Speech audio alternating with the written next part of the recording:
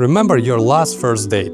The flutter of nerves, sitting across from a stranger, maybe in a softly lit restaurant or a busy coffee shop, clutching your cup like a lifeline. You're leaning in, trying to find a spark, wondering if this person holds the potential for a second date, third, or maybe more. There is a unique magic in that dance of discovery, in unraveling the mystery of another human being. Or at least there was. What changed?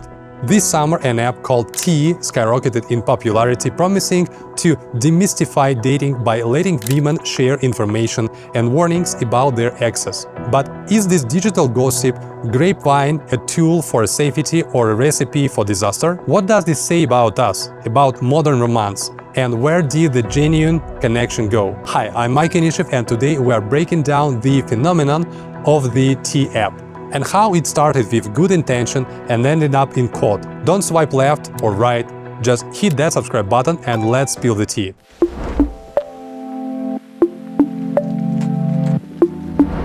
Not so long ago, something unexpected happened on the American App Store. No, the number one free app wasn't a new social network, another photo filter, or even ChatGPT. Topping the charts was T Dating Advice, a service where women can anonymously review men they've dated. So, where did this sudden popularity come from? The app tapped into a powerful promise: safety and transparency in the often murky world of dating. Just imagine the appeal for a woman before a date.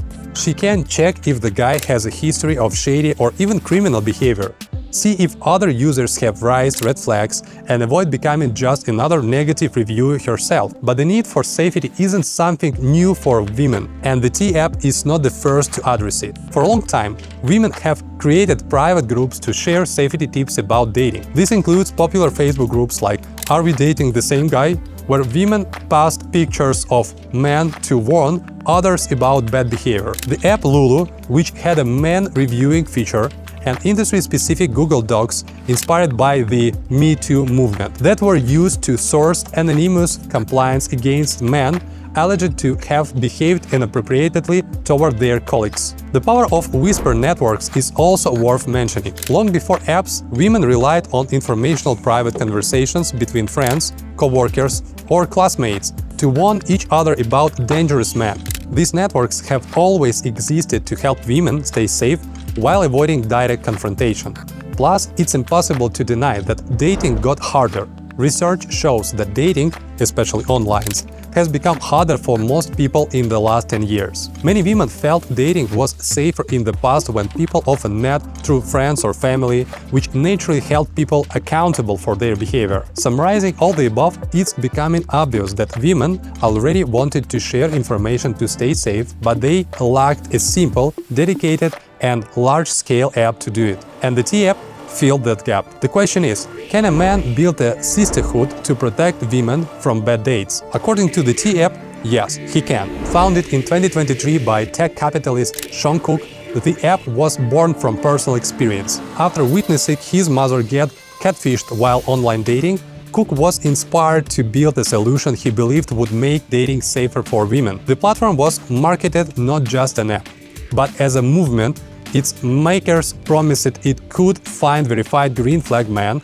and describe it as the safest place to spill tea. In one bold comparison, their Instagram even pitched it as Yelp, but for reviews of men. This provocative messaging, combined with a growing user base of over 4.6 million, quickly made tea as a cultural lightning rod. By July 2025, it was impossible to ignore. The app exploded into the mainstream, becoming the subject of intense debate across social media about modern dating, safety, and gender dynamics, cementing its status as one of the year's most polarizing phenomena. But how could the T app, designed to be so useful, be so controversial? For many women, T was a long-awaited sigh of relief. Let's be honest, modern dating can feel like a digital Wild West. A lawless landscape of fake profiles, emotional manipulation, and red flags the size of a blimp. From this perspective, T isn't a weapon, it's armor. It's the digital equivalent of paper spray or sharing a friend your live location. A simple tool for self-preservation. Others, however, see it as something far more sinister, a platform for anonymous revenge, where an vindictive ex can explode a reputation with a few taps.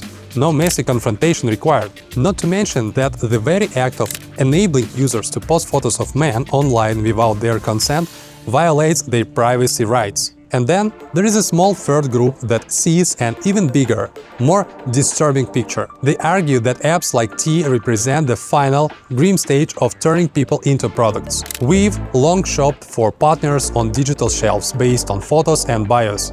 Now we've just added user reviews to the mix. It begs the question, what's next? Pre-orders, a 30-day return policy.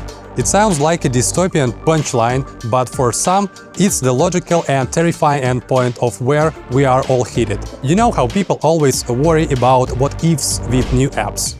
With T, the what-ifs became a what now almost overnight. An army of angry men began to mobilize online. They gathered on the anonymous messaging board 4chan, claiming for a hack and leak to publicly explode the app's users. Their calls for chaos were soon answered. On July 25th, someone on 4chan posted a link leading to more than 70,000 images of T's users, including verification photos and pictures of government IDs. The invasion of privacy didn't stop there. Shortly afterward, someone created a map that claimed to link T users to locations and told anyone viewing it to enjoy. Another person created a site for comparing and ranking the users' physical appearances, posted across social media, had a file a day, sharing these stolen images and mocking the women with cruel labels like whales, among other names you don't even want to know. Then was a second data breach that revealed direct messages between users, including sensitive personal conversations, real names, social media handles, and phone numbers. But the campaign of retaliation didn't end with hacking and harassment. A direct rival to T soon appeared, an app called T on Her. It was an almost perfect mirrored copy, but this time the anonymous reviews were left by men about women. It launched with explosive momentum, rocketing to over 165k downloads in its first few weeks, and it's seizing the third place in the App Store, right behind T itself. However, the enthusiasm proved to be one-sided. While the original T app holds a 4.5 stars rating, T on Her has less than 3 stars. Any idea why? In the wake of breach, the backlash has been swift and legal. More than 10 women have already filed class action lawsuits against the company that owns T. And that's not even counting the early complaints from men that started piling up months ago. In response, a spokesperson for the T app issued a classic corporate statement. They said they were working to identify and notify users whose personal information was involved, and would be offering identity theft protection. They claimed they've bolstered resources, that they're proud of what they've built, and that their mission is more vital than ever. But let's be real, the facts speak for themselves. The company failed. It betrayed its users' trust and abdicated the responsibility it was given. This was an app that builds its entire brand on protecting women, and yet they not only fell short of that goal, they failed catastrophically. And that leads us to the most important lesson for any company, in any industry. Anyone can say they stand for something. You can broadcast your values from the rooftops to get people in the door. But if you want people to stay, if you want to build real trust, you have to live those values. You have to back up your words with action, with security and integrity at every single level. And if you are going to build your entire business on promising women's security, you had better be absolutely sure you can provide it. Because the internet will always test your walls.